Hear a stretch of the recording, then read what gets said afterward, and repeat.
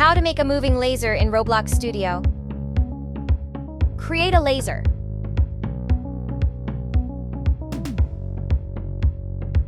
Added first script to laser. Writing the script. This script will make the object move continuously. The object will move continuously and smoothly 50 times.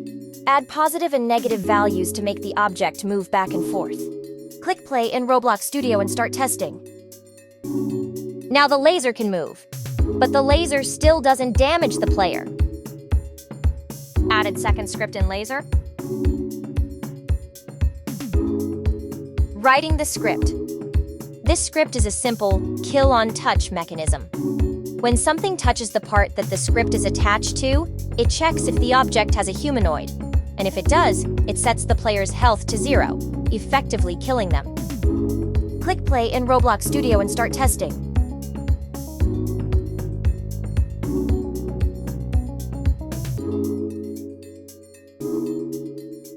And you can move or rotate your laser as you want.